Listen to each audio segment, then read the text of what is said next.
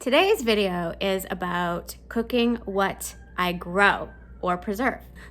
I hope you stick around and enjoy the whole spectrum of life as a homesteader. Good morning.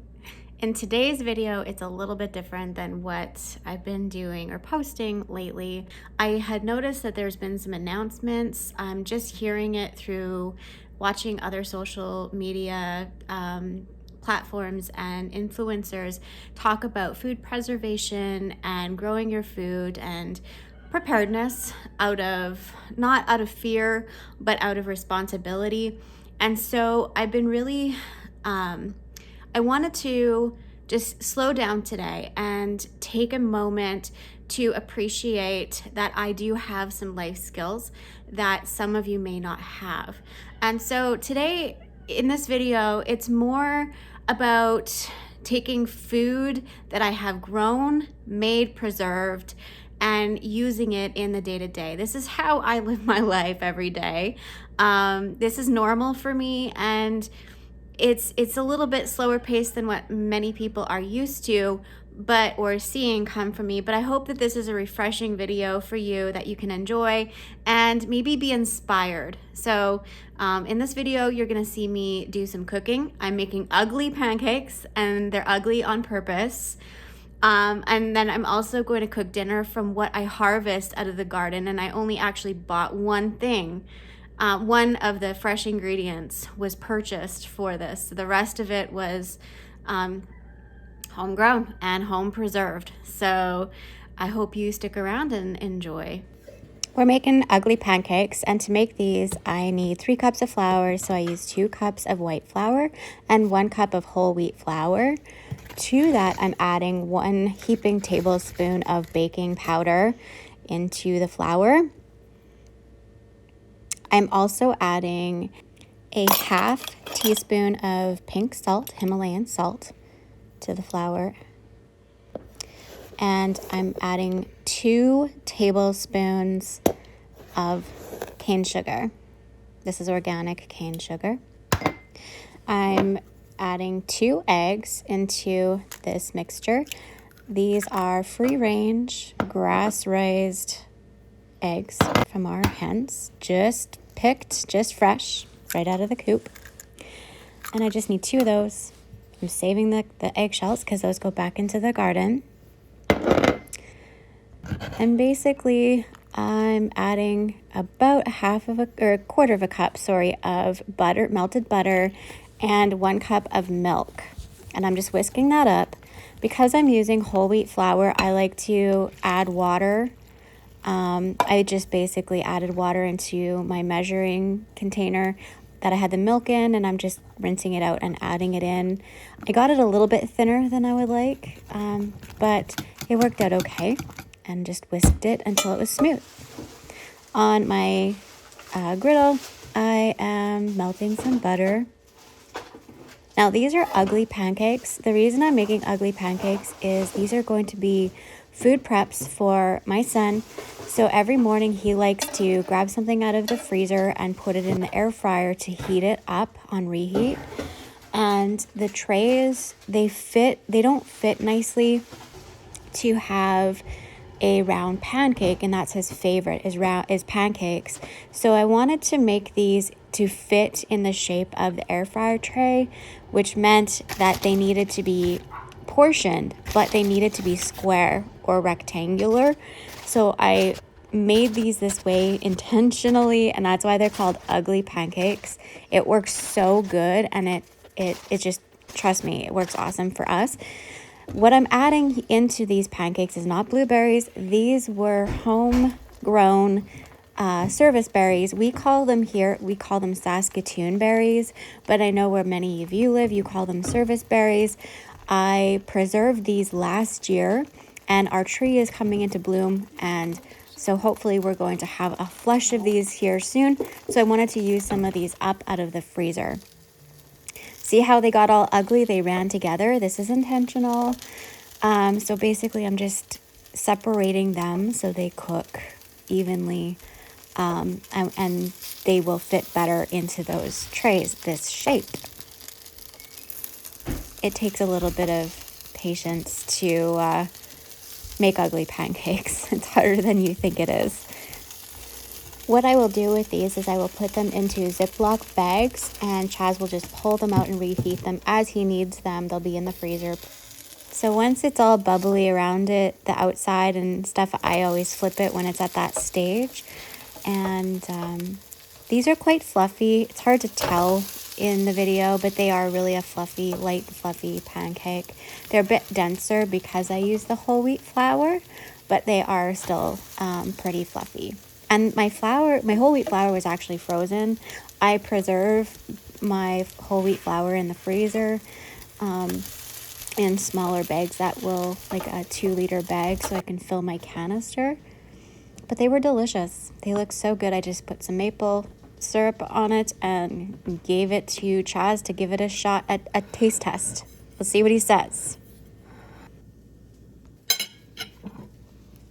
Thank you.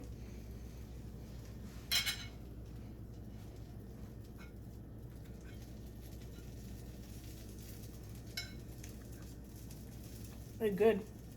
You like them? Yeah. You think they'll fit better when they're like that shape? Yep. In this for your breakfasts? Yep.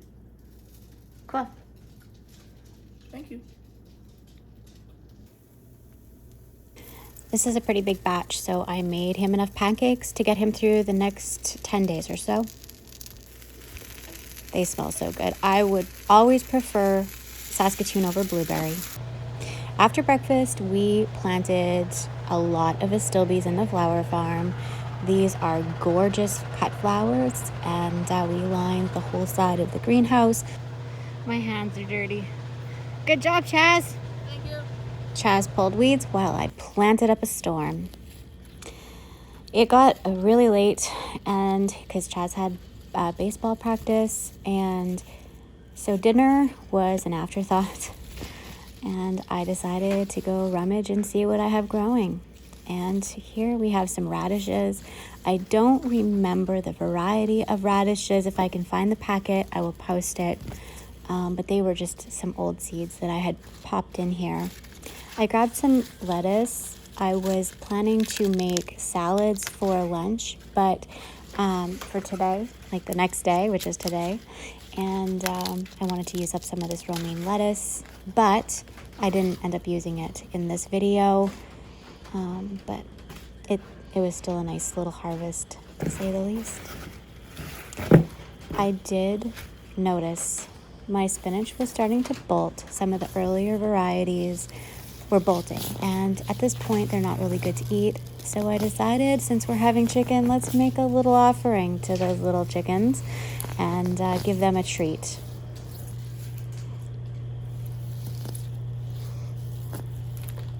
I wanted to pull all this out because then I can put carrots into this tote and pop it outside. They're still learning. These are the chicks that we incubated. If you had seen or been following for a while, you have seen these guys from day 1 to today, which is just over 2 months old. This one's a little snuggle bug. It really likes to cuddle. It's my favorite one. These guys will be going in with the other chickens very soon. They're definitely enjoying the treat. So the females, or the pullets, we'll keep them as layers, or we will sell them. And the males, or the cockerels, those are used as meat birds. So we will be processing them and putting them in the freezer. The tulips are making an appearance. This is our first bud that is showing up. It's very short for the flower farm. These are some peas that I started that I will be transplanting out so that we'll have some peas for fresh eating and a little bit of preservation. I really like preserving peas. I know it's not a very common practice. Many people prefer to buy their peas, but I just really like homegrown peas. These are some of the cut flowers, sunflower cut flowers. These are pollen-free. They were started in here hoping to have some earlier blooms. And we also have some beautiful stock. Stalk smells like cloves if you haven't experienced that before. It's a really beautiful display. I'm preparing to begin cutting, and hopefully there'll be a delivery to a florist soon. You'll be able to catch that. If you haven't liked and subscribed, please do so you can follow along on the journey of some of these flowers. I was really excited to see that we have some sunflowers are beginning to push color. So that means that in a couple days, we will be cutting sunflowers. These are some brassicas. It's a mixture of cabbage, broccoli, cauliflower, and there's also kohlrabi in here. This is a purple kohlrabi that I had started and planted out a month ago about, and this is a cabbage. I noticed there's no bug damage, which makes me so happy. They're beautiful plants. It's really nice to be able to come out and just grab food to cook. The kohlrabis are coming along nicely. I did notice this year that the purple ones are ahead of the green ones. Last year I had it was opposite. So this is a bok choy, and I decided I'm going to make a stir fry for dinner. And I just pulled this bok choy. Bok choy is a really great vegetable for you to grow in early spring because it takes a month to grow, to harvest. And you can make really good, nutritious meals with this vegetable. And it grows anywhere. You knock the dirt off.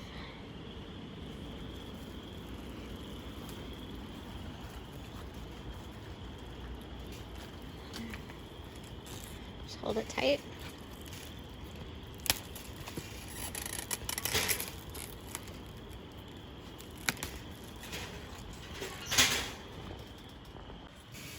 A few more cut flowers from the flower farm.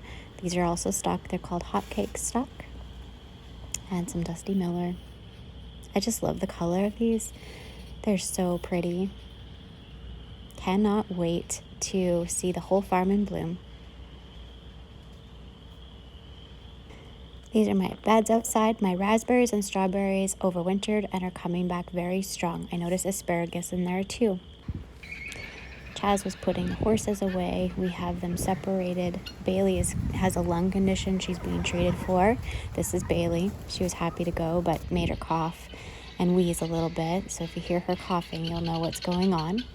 Iceman, he is a little white pony, and he is currently staying off of the very highly concentrated levels of sugar in the grass during the day. We only let him out to graze in the evening. We feed him in the pen, dry feed.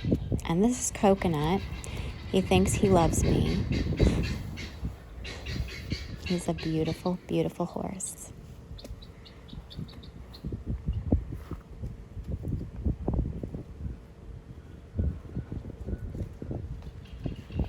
Iceman has a founder. He doesn't have it really bad right now, but he's prone to founder, which is something that happens when ponies like him are exposed to too much sugar in the grass, which is very common here because we have very long sunny days and our grass is very rich. So he gets some special treatment. He's got a really woolly coat because he is showing symptoms of insulin resistance, which he is being treated for. So Chaz is taking him out. Since we have a thunderstorm coming, it's the best thing to do is turn him out, and the day is almost done.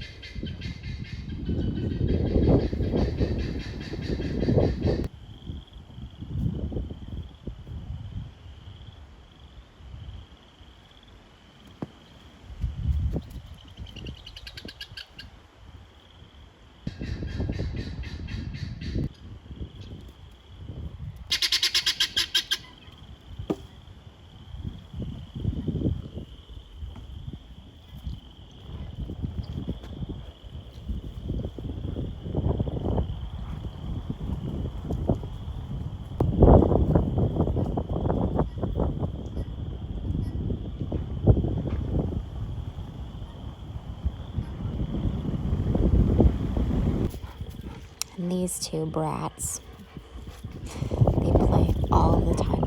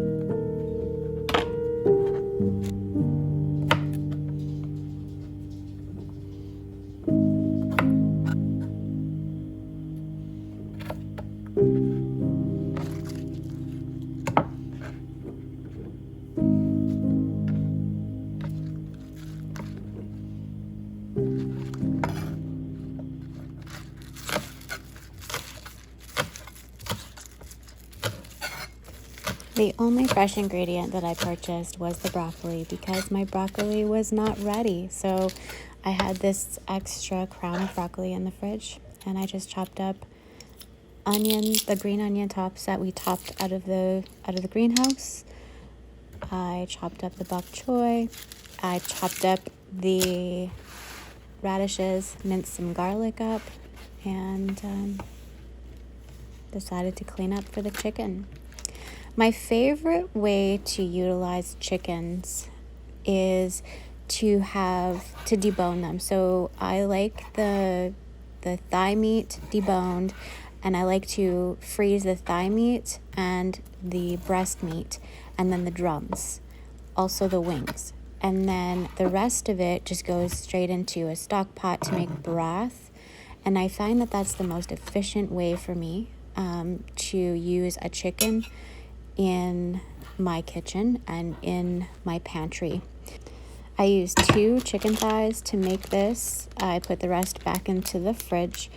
There will be 4 servings. This will be dinner for Chaz and I tonight, and it will be lunch for Chaz and I as well. He'll take it to school, any leftovers, and then I will have this as lunch the next day. So what I'm doing is I'm seasoning the meat.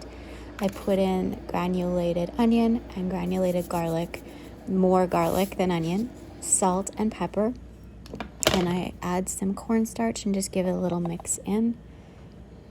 Just a preference, basically. It's the method that I'm using to create my stir fry to make a thicker sauce. I don't have to thicken it after. This is just how I do it. It's kind of a lazy person's way of cooking. So I have my enamel cast iron pot. You could use whatever you have, but this is my preferred method. I have some avocado oil going in there, and I wanted to add mushrooms. So if you missed this video, I will link this video below, but I had freeze-dried these mushrooms in a previous video, and so I wanted to reconstitute these mushrooms to use it in my stir fry. And so basically I just took, 3/4 of a cup of mushroom pieces that were freeze-dried and added water. And just made sure that they were submerged so they could start absorbing. They don't need a lot of water, and it doesn't take very long for mushrooms to reconstitute. While that was sitting and reabsorbing water, I decided to start cooking the chicken. The oil was hot enough. I always just throw it in, spread it out, make sure it all has contact with the bottom of the pot, and I leave it, and then it will unstick itself Don't fiddle with it. Just let it kind of do its cook, and then it will unstick itself, because right now it's just stuck to the bottom. I can do this method on my stove, or I do this on open fire or in a barbecue. It's just really easy, especially if you're camping. This is a really easy way to cook, and this is probably why I cook this way when it comes to stir fry. Just popping it up. I don't want these to have that crispy coating in the stir fry itself, so this is just a little different than what you're probably used to seeing people do when it comes to fond, or when it comes to cooking. I added 2 cups of chicken stock into the pot, and these are homemade noodles. These are egg noodles that I made. I wanted to preserve some of my eggs, so I made these egg noodles. I can link the video to the egg noodle making video I had done when I made these noodles. I will link that below. But I just sprinkled them in there, and then I added the mushrooms that we just reconstituted. I sprinkled it in. I'm not mixing it, I'm just layering it. Then I'm dumping all the vegetables we just cut up on top. I'm just making sure it's nice and level, because we're going to steam them. Just leaving this all, we're just going to let it steam and do its magic. I added the garlic, and now I'm adding a very generous amount of ginger. If I had fresh ginger, I would use that. And then this is toasted sesame seed oil. I just drizzled a little bit of that on top. Put the lid on, and I'm going to leave it for 8 to 10 minutes till the vegetables have steamed. I want the noodles to cook in the broth. This is granulated garlic. I'm giving it a lot more, and some granulated onion. Some red pepper flakes. Some soy sauce, just adding a dash. And now I'm mixing it. This is the first time I've mixed it after it's kind of done its thing. It's really easy, especially if you're cooking on an open fire. This is a really easy way. It's kind of like a vegetable stew / stir fry kind of thing. My noodles had flour on the outside of them, so I didn't have to thicken, and also with the chicken, I didn't have to thicken because it had the cornstarch. I did add a tablespoon of honey into it just to give it a little bit more sweetness. Since I wasn't adding any sweet peppers, I felt like it needed a little bit of sweetness. And I found this can of peanuts that had like a small handful of peanuts, and it was sitting on the counter, and I just decided I'm getting rid of it today. I'm dumping it in, and so I added it in. Gave it a little stir, and it's time to serve. It smelled so good.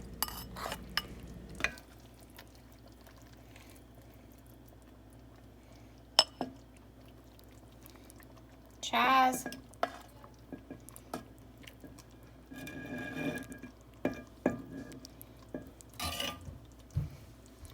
Okay, let me know what you think. Good. Did you try the bok choy? It's hot. Those noodles are homemade. We grew the eggs, and pretty much everything that's in there we've grown and made ourselves. What do you think out of 10? How many Chaz stars? 10. It's good. 10? Yeah. Are you gonna take it for lunch tomorrow? If I can. Tell me how the noodle is. Cool. You like it? Cool, thanks. Yep. Well, thank you so much for spending time with me today, hanging out with me, and learning how I do things. And I hope you enjoyed today's video. We'll catch you next time. Bye for now.